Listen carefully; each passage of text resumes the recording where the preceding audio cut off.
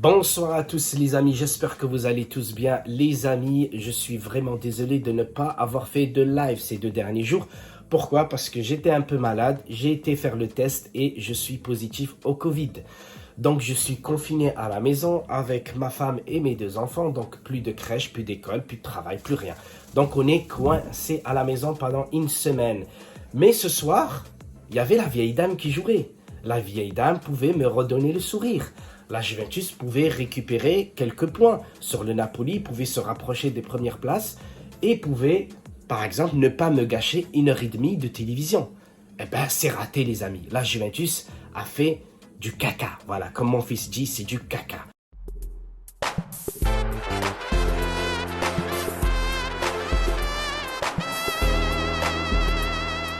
La Juventus ne sait plus jouer au foot. Les joueurs qui ont joué ce soir ont fait tout et n'importe quoi. Parce que la Juventus, qu'elle recrute un entraîneur, qu'elle recrute les meilleurs joueurs, si elle joue toujours de la même façon, elle ne fera rien du tout. Tu vois, c'est comme si tu parlais de l'Atlético Madrid, mais en même temps, l'Atlético Madrid, ils ont gagné le championnat, mais ça, c'est à cause du Real et du Barça. Donc, ce n'est pas parce que l'Atlético de Madrid était plus forte. Mais là, la Juventus, les amis, j'en ai marre. Chaque fois que j'essaie de regarder un match, et je me force des fois à regarder parce que j'aime la Juventus, mais j'en ai marre parce que à côté, ils ne produisent rien. Comment Mertens te marque un but entre 3 défenseurs, ensuite tu as le gardien, tu as encore un autre défenseur qui était dans la ligne, et là, qu'est-ce qui se passe? La balle, elle passe entre les 5 défenseurs. S'il te plaît, explique-moi ça. La Juventus a dû attendre la deuxième mi-temps à la 52 ou la 53e minute pour que la Juventus égalise. Un but un peu chanceux, c'est vrai, de Federico Chiesa. Sauf que Federico Chiesa ressemble à un sanglier, les amis. Je n'insulte pas, mais il sait que courir droit. Et quand il lève la tête, boum, il tombe sur un défenseur. Et là, qu'est-ce qu'il fait? En fait, il tombe sur un défenseur pas qui ralentit, non. Il se cogne face à un défenseur. Et puis après, il lève la main, il dit quoi? Oh, l'arbitre, il y a faute, il m'a rentré dedans. Et c'est pareil pour Bernardeschi. Parce que Bernardeschi fait que ça. Il fait des lignes droites. Et après, quand il zigzague, c'est comme si c'était un bus en fait. Il fait comme ça. Et après, il tourne. Donc quand il fait tout le tour des tribunes du côté est ou d'ouest, qu'est-ce qu'il fait derrière? Il va aussi se cogner face à un défenseur. Et après, il lève le bras. Il dit, oh, l'arbitre, il y a faute. C'est vrai, hein, là, tout ce que je vous raconte, c'est peut-être un truc d'un gosse de 5 ans. Et après, tu as le coach. Le coach, c'est encore mieux. Le coach, il te sort Morata, qui a été transparent, pour te faire rentrer un autre joueur qui va être encore plus transparent. Et même poste, alors que tu dois gagner à domicile. Et tu dois te rapprocher des premières places. Tu comprends ce que je veux dire? Ok, les dinosaures étaient...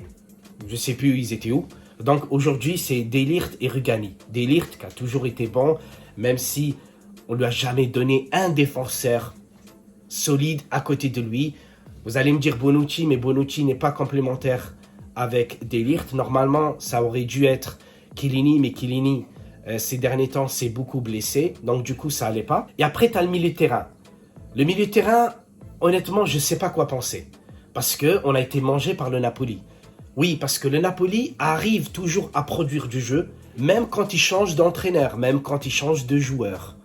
Alors que la Juventus, une reine d'Italie qui a l'habitude d'acheter les meilleurs joueurs italiens, certains meilleurs joueurs étrangers, tu ramènes les meilleurs entraîneurs et la Juventus te produit, comme a dit mon fils, c'est du caca. Voilà, c'est désolé, c'est dégueulasse. La Juventus me déçoit de plus en plus. Et là, je me force des fois à regarder les matchs pendant 1h30. Et à la fin, devant la caméra, je ne sais pas quoi dire. Et ça, j'en ai marre. Parce que ça se répète. Encore une fois, je ne sais toujours pas quoi rajouter de plus. Si ce n'est que la Juventus a peut-être besoin. Je me dis, ça, c'est une solution que je me donne. Parce que je sais que certains vont peut-être me le demander. Mais la Juventus a besoin de sortir 200 ou 300 millions pour y aller acheter 2 ou 3 top players. Parce que sinon, la Juventus va faire que ça. Parce que l'Inter va encore gagner le championnat. L'Inter va encore se renforcer. Parce que à côté, ils ont... Oui, la Juventus, ils ont Tej, leur directeur sportif, vous vous rappelez?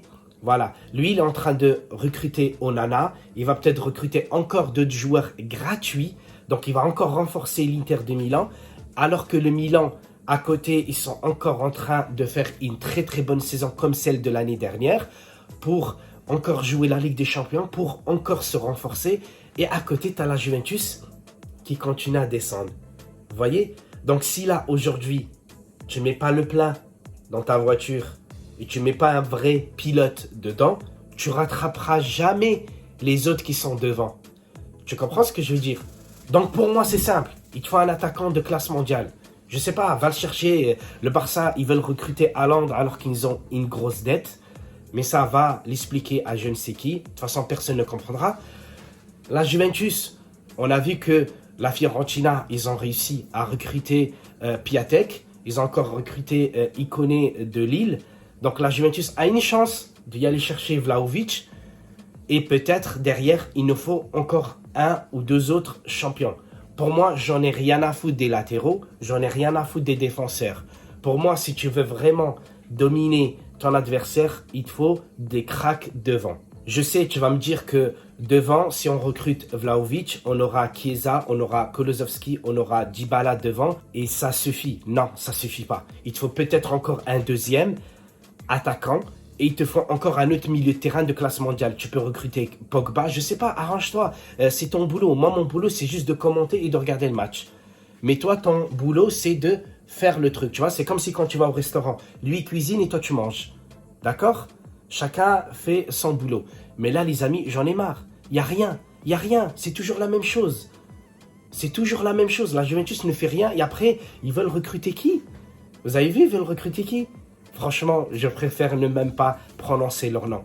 Ouais, parce qu'il y en a un qui joue au PSG, il y en a un autre qui joue je ne sais où. Franchement, j'en ai marre de ces équipes-là. Bientôt, Newcastle va être la meilleure équipe peut-être d'Europe, hein, avec des rayures noires et blanches. Pourquoi? Parce que eux, ils vont recruter peut-être du lourd, alors que la Juventus va faire que recruter des joueurs lambda. Pourquoi? Parce qu'ils vont dire, oui, mais on n'a pas assez d'argent. Oui, mais si tu vas avoir de l'argent, tu sais, il faut mettre de l'argent.